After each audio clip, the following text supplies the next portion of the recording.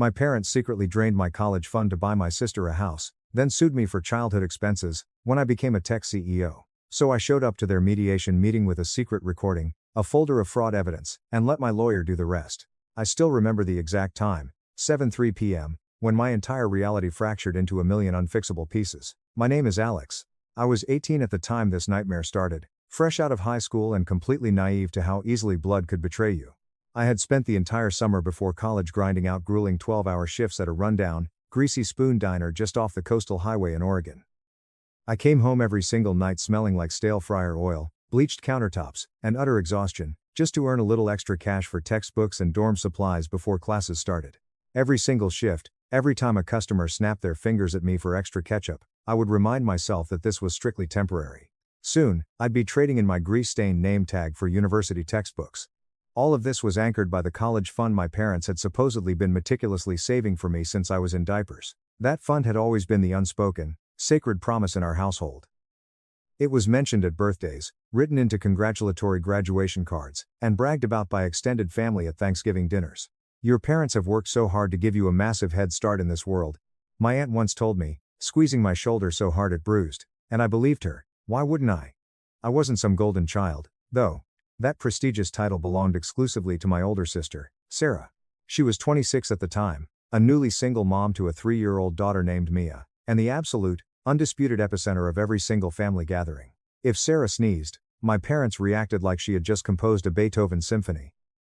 She had moved back into our house after her messy divorce or maybe right before it finalized. The timeline was always deliberately fuzzy. Instantly, our entire household started orbiting around her endless vortex of problems. Suddenly, family dinners were entirely shifted around her chaotic custody schedule. The large guest room was completely renovated to become her personal master suite. Even the family golden retriever seemed to organically sense that Sarah was the absolute top priority now. Still, despite the blatant favoritism, I didn't resent her. Not really. I knew things were incredibly hard for her. I figured once I packed up and went off to college, the ecosystem of our house would finally rebalance itself. I had worked myself to the absolute bone to earn my spot. I'm talking about sleepless nights, grueling AP classes, endless SAT prep courses, and college applications that took weeks to polish to perfection. I got accepted into a top-tier business and computer science dual-degree program in Seattle, the exact kind of elite incubator where they breed future tech CEOs. And when that thick, glossy acceptance letter finally arrived in the mail, it felt like all those quiet years of biting my tongue and pushing through the background noise of my sister's drama had finally paid off. My parents had even smiled, looking genuinely proud for a fleeting minute, like they were finally seeing me as a real person. We eagerly talked about dorm shopping, about booking flights to Seattle together. I'd even spent weeks picking out a cheap, second-hand laptop online, waiting to pull the trigger and buy it until we had our official budget conversation. That conversation never came. What came instead was a rainy Friday night family dinner that felt completely off and suffocating from the very start. Sarah wasn't there. She was supposedly staying with a friend for the weekend to decompress, which was incredibly rare.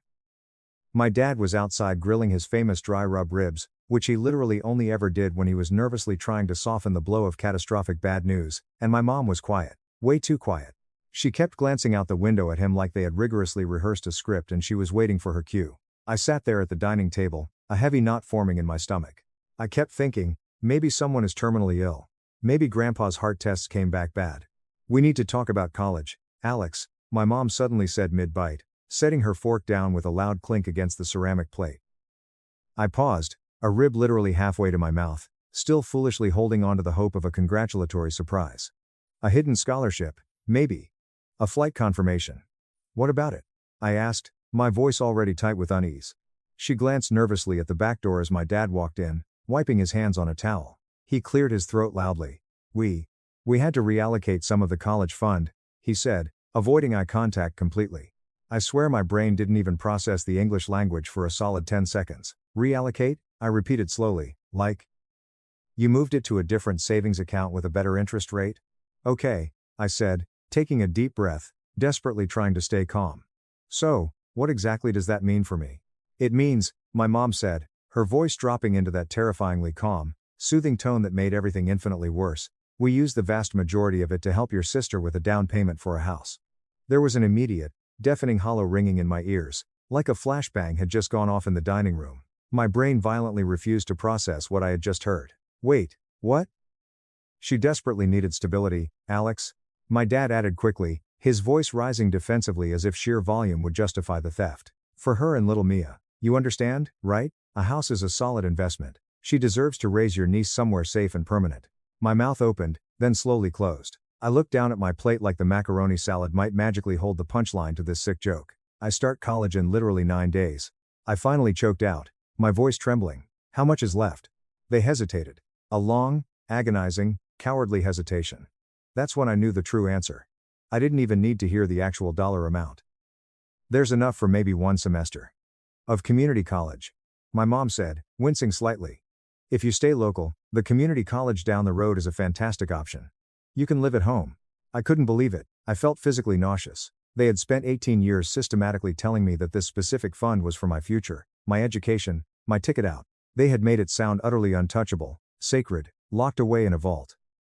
And now, simply because Sarah had a messy breakup and suddenly decided she wanted to play house with a nice wraparound porch, I was being casually told to completely incinerate everything I had planned, to settle for less, and to somehow be utterly grateful for the privilege of being robbed. And here is the psychological part that still severely messes with me to this day. They genuinely, truly thought I would understand. They believed I would take this massive life-altering hit with a bright smile simply because it was for family.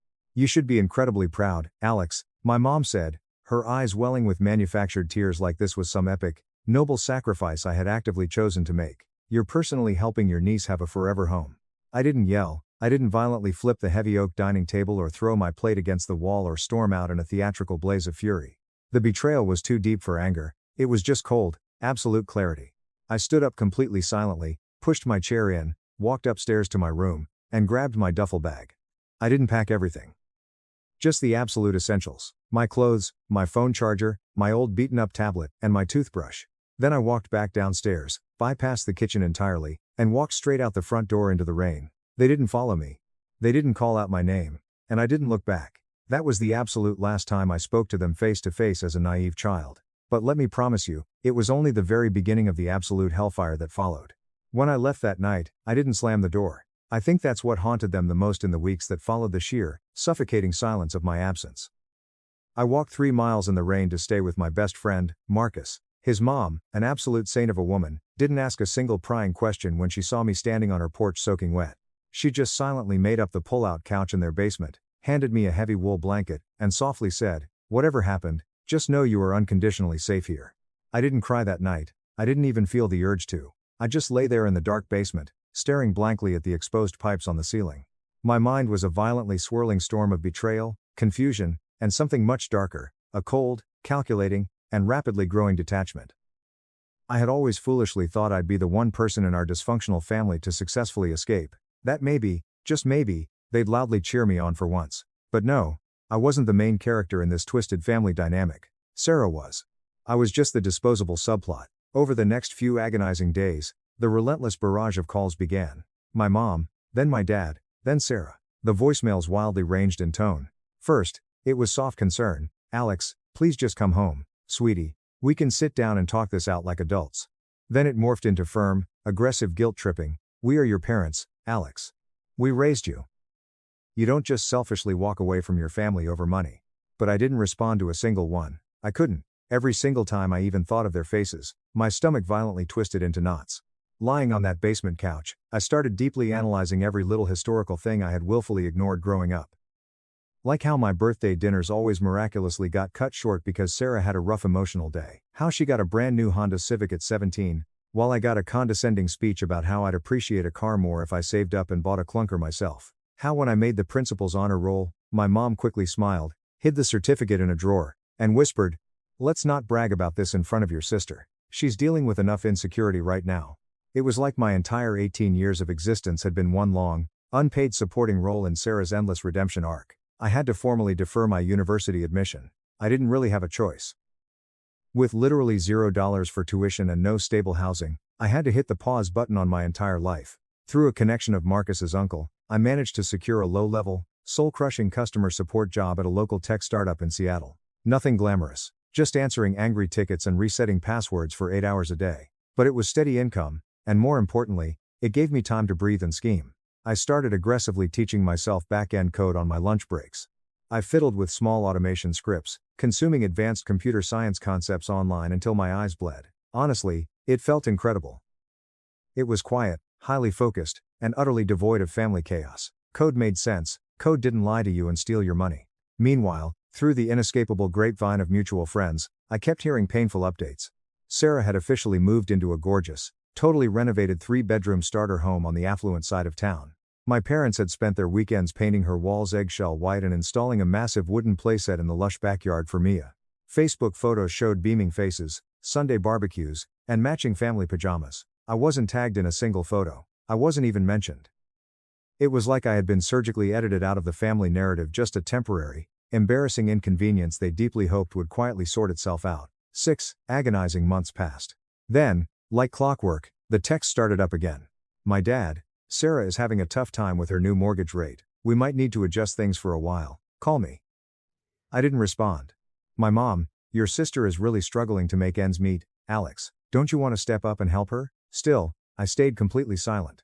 Then Sarah herself texted, you've had your little tantrum break. Can you come home now and actually grow up? Mom and Dad are stretched incredibly thin financially because of you leaving. That specific text made my blood utterly boil. Grow up. This absolute audacity from the 26-year-old woman who literally used my painstakingly saved college future as her own personal, non-repayable bank loan. I fiercely typed out a dozen venomous replies, but I deleted every single one of them. I wasn't ready. Not yet. I needed leverage. Around that time, something incredibly unexpected happened at work. One of our lead back-end developers abruptly quit, and the engineering team was entirely underwater. I had been secretly helping automate some of the customer service protocols in my spare time. When I boldly stepped in to assist the engineering team, my clean, highly efficient code caught the direct attention of the CTO. Within 2 short weeks, I was officially offered a junior developer position. Full medical benefits, stock options, and double my current customer service salary. 3 months later, I was leading my own internal project. 6 months after that, I pitched a radical idea to completely streamline a clunky cybersecurity tool the company was heavily relying on. The executives loved it so much they let me run with it. And exactly 1 year later, at age 20, I took a massive leap of faith. I left the company, formally partnered with 2 brilliant senior developers I had befriended, and started my own cybersecurity business from scratch. We built and launched a highly specialized encryption product focused entirely on small to medium medical businesses. Let's call the software Sentinel Grid. It took off faster than any of us could have possibly comprehended. Within 4 months, we had massive, multi-year contracts lined up with regional hospital networks. My personal take-home pay by the end of year 1? Just over $210,000. I was 20 years old, living in a stunning, minimalist high-rise apartment in downtown Seattle, paying all my own bills, and deeply thriving. And for the very first time in my life, I didn't feel like I owed absolutely anyone anything. Except, apparently, my estranged family deeply disagreed. Because the very second my name started organically popping up in local tech articles and LinkedIn circles, the family resurfaced like a horrifying sequel to a movie you hated. It was like they had an implanted radar for when I was financially succeeding. But this time, they didn't even bother pretending this was about emotional reconciliation. The very first message from Sarah read, heard you're doing really well in Seattle. Mia's preschool just raised their tuition by $400 a month. Any chance you could step up and help out? You'd be doing a really good thing for your niece. I literally laughed out loud in my kitchen. After 2 years of absolute silence. No apology, no acknowledgement of the theft. Just a straight-up, shameless handout request. I archived the text and moved on. The very next week, a massive, 5-paragraph email arrived from my mom. It started with a painfully generic, I hope you're doing well, and ended with a completely unhinged, not so subtle nudge that, family fundamentally supports family, and that, Sarah has been through so much trauma and bad luck lately. Apparently, Sarah had completely defaulted on 3 consecutive mortgage payments. The house the one paid for with my stolen future was in pre-foreclosure. My parents were emotionally and financially exhausted from bailing her out. They explicitly wrote that they had sacrificed so much for both of us, and it would mean the absolute world if I could just pitch in a few thousand a month, just until things stabilized. Absolutely zero mention of the stolen college fund, zero mention of what they ruthlessly took from me, just massive, crushing expectations layered with thick, passive-aggressive guilt. Again, I didn't answer. 2 days later, I got a terrifyingly aggressive voicemail from my dad. His voice was firm, shaking with genuine anger. You've made your little point, Alex. But you're a grown adult now, and adults do not hold petty grudges. We need financial help. Your family needs help. And we were always there for you when you needed us. Were you times really? Because the specific way I remembered it, You left me out to dry and told me to go to community college while you bought my sister a house. I started writing a physical letter that night. I poured out all the betrayal, the favoritism, the absolute agony of being treated like a disposable asset. I wrote 3 incredibly dense pages of pure facts. No yelling. Just the cold, hard truth of what they did. I sealed it in an envelope, but I didn't send it. Something deep in my gut told me this situation was nowhere near over. And I was completely right. 2 weeks later, on a rainy Tuesday evening, I got a loud, frantic knock at my apartment door. When I looked through the digital peephole camera, my blood ran instantly cold. It was Sarah. She was standing in my hallway, holding Mia on her hip, wearing that time-specific look, the manipulative, wide-eyed, trembling lip look that meant she was about to ask for something astronomically big. I didn't open the door. I stood there, completely frozen, barely breathing, as she knocked again, much louder this time. "Alex, I know you're in there." The concierge let me up. "Please, I just really need to talk to you." My heart pounded against my ribs. She had driven over 3 hours from Oregon to Seattle to ambush me unannounced. And somehow, I knew this wasn't just about preschool tuition anymore. I stared at the heavy wooden door like it might spontaneously combust. Eventually, I heard her dramatically sigh. Her voice softened, trying on a pathetic mask of sympathy. "Alex, please. I'm not here to fight, I need to talk. I know we haven't been great to you, but..." She caught herself. "We. Not time she. Still absolutely zero personal ownership. You don't have to open the door. Just listen." She whispered loudly through the wood. "The bank is officially taking the house. I have literally nowhere to go. Mia doesn't understand what's happening. She's terrified, and I don't know what to do. Can we just stay here for a few weeks?" My jaw clenched so hard my teeth ached. She wanted to move into my apartment. The sheer, unadulterated audacity. I didn't make a single sound. She stood out there for another 3 agonizing minutes. Then she knocked again, 3 light, hollow taps.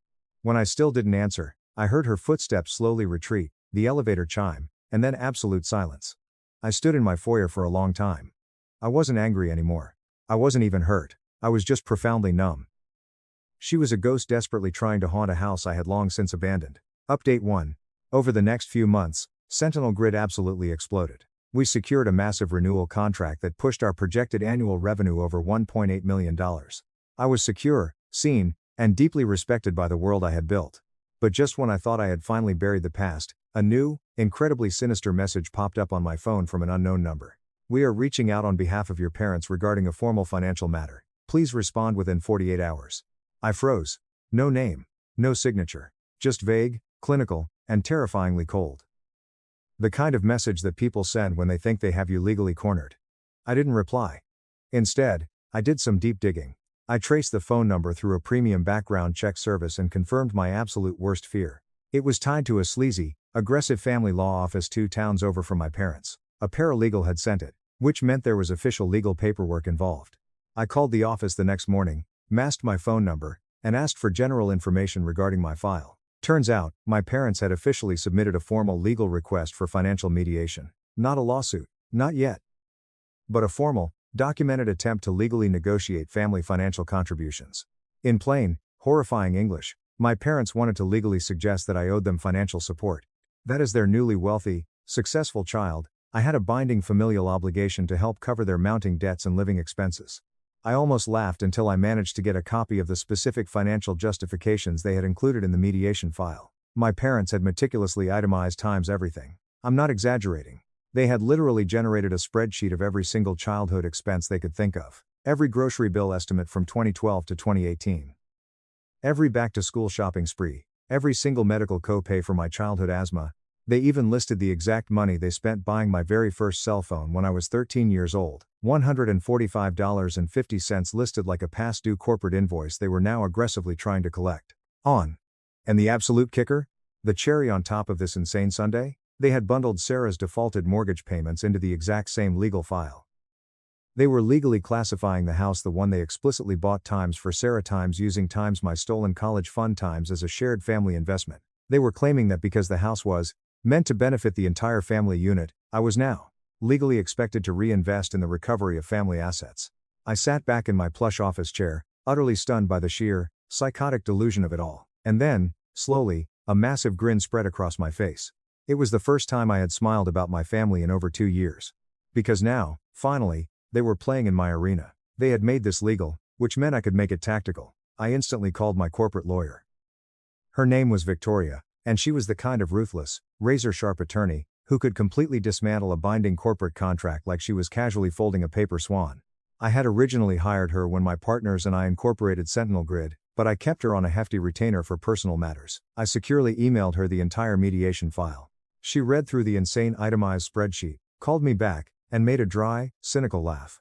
"Alex, your parents seemingly operate under the delusion that parenting is a premium subscription service with retroactive billing. This is legally baseless garbage." Then her tone shifted, becoming deadly serious. "So, here is the real question. Do you want me to squash this quietly with a cease and desist, or do you want to make a massive, permanent statement?" I didn't even hesitate. "I want to drop a nuclear bomb on them, Victoria. I want them to never, ever think about my name again." The meticulous setup began the very next morning. I made several quiet, highly discreet phone calls to old extended family members, former neighbors, and even a disgruntled ex-friend of Sarah's. I was looking for distinct patterns. Not just gossip, but documented dirt. And oh boy, did I strike absolute gold. Turns out, my tragic story wasn't an isolated incident. My parents had a long, highly documented history of systemic financial abuse. They had repeatedly asked extended family members for temporary emergency loans and simply never repaid a single dime. My dad had secretly co-signed 2 massive auto loans for my cousins, completely defaulted on them, and vanished when the aggressive collection agencies came calling, ruining their credit scores. And Sarah? Sarah had blatantly borrowed $8,000 from her former best friend to cover urgent black mold remediation in her new house, only to immediately ghost the friend the very second the check cleared, using the money for a luxury Disney vacation instead. I meticulously compiled every single text screenshot, every bounce check, every furious email from relatives into one massive, devastating legal folder. Then, I sat down with Victoria and drafted a formal counter-response to their mediation request. This letter wasn't emotional, it was clinical, precise, and utterly terrifying. I included a line-by-line, legally binding rejection of every single ridiculous financial obligation they claimed I owed. I accompanied this with bank statements showing the exact date and time they withdrew my entire college fund, legally classifying it as misappropriation of implied educational funds and textbook financial fraud.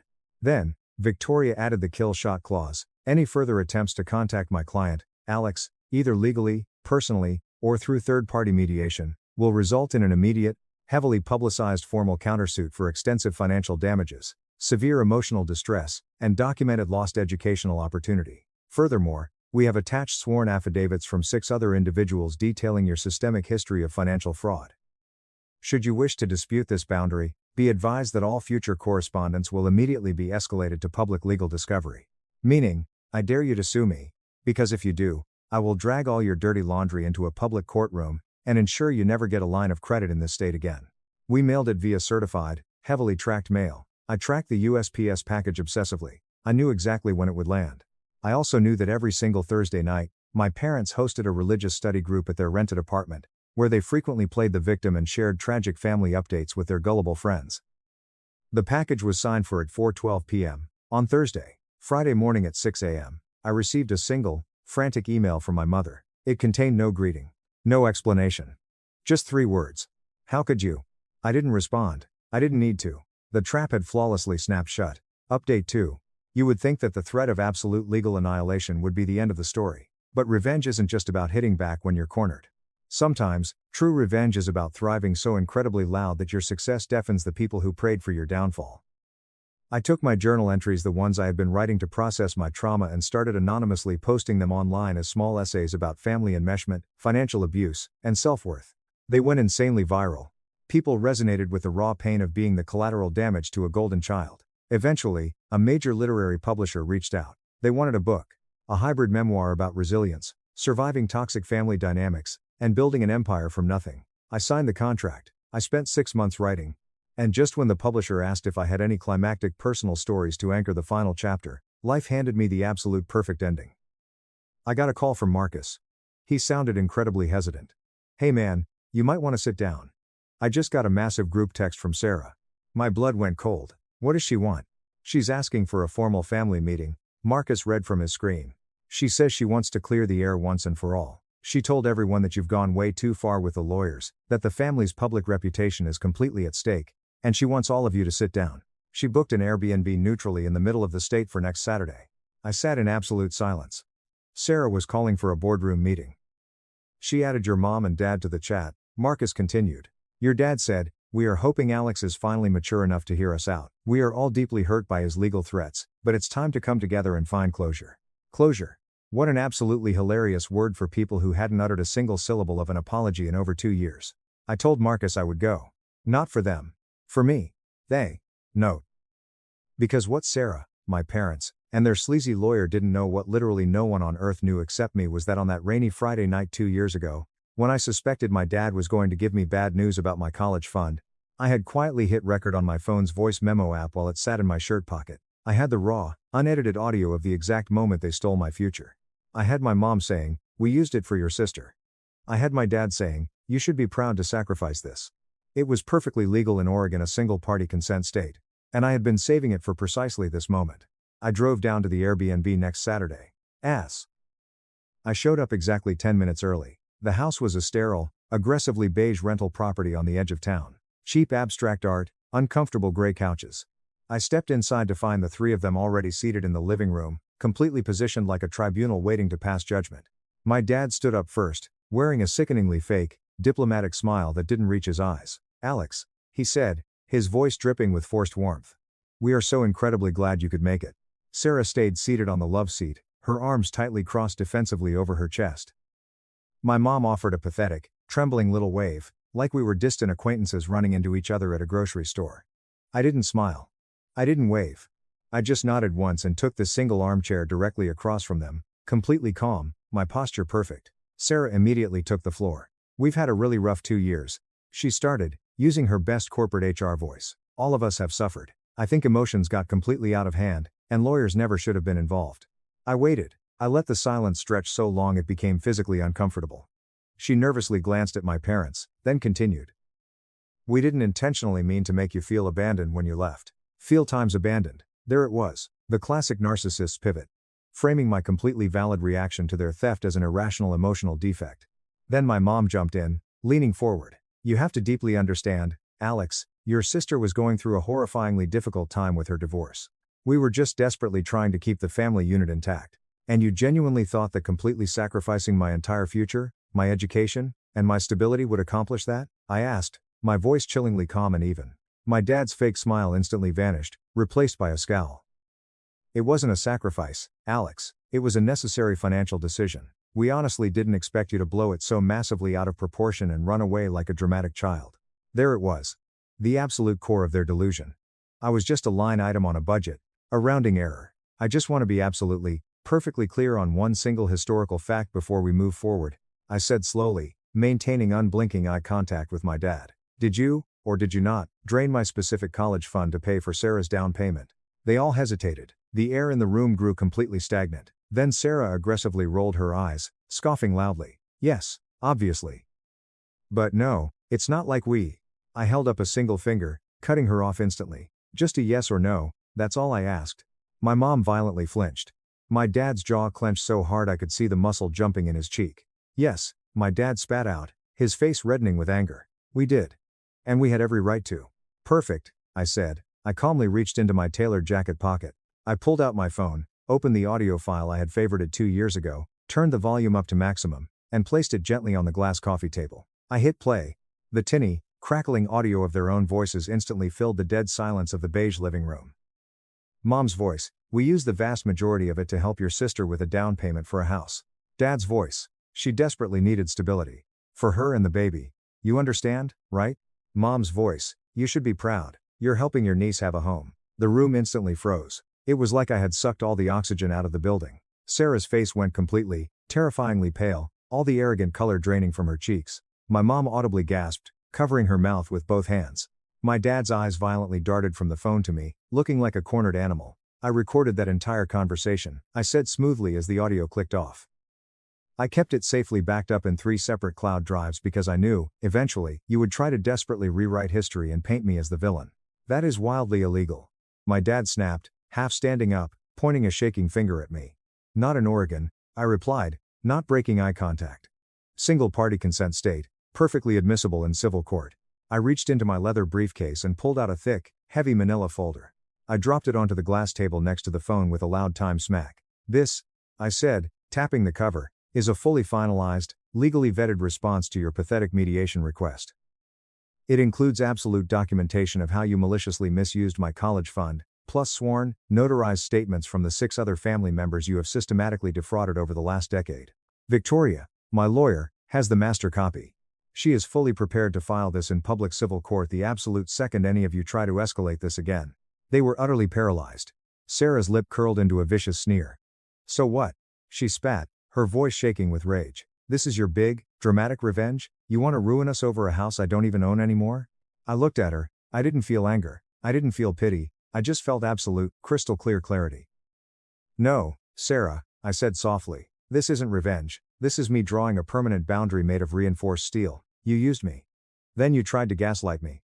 Then, when I managed to build a massively successful life entirely without you, you literally tried to legally invoice me for your own pathetic failures. And now you're furiously angry that I'm refusing to play the victim anymore.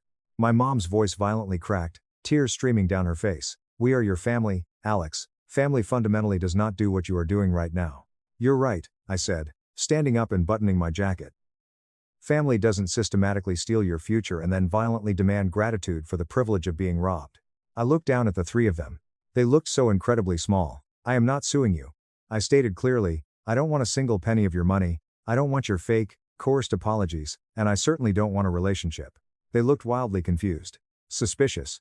Sarah narrowed her eyes to slits. Then what the hell do you actually want? I smiled, a genuine, deeply peaceful smile. I want you to never, ever speak my name again.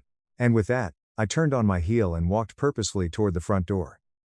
My mom leaped up from the couch, pure panic in her voice. Wait, Alex, please, don't you want to fix this? We can go to real therapy. We can fix this.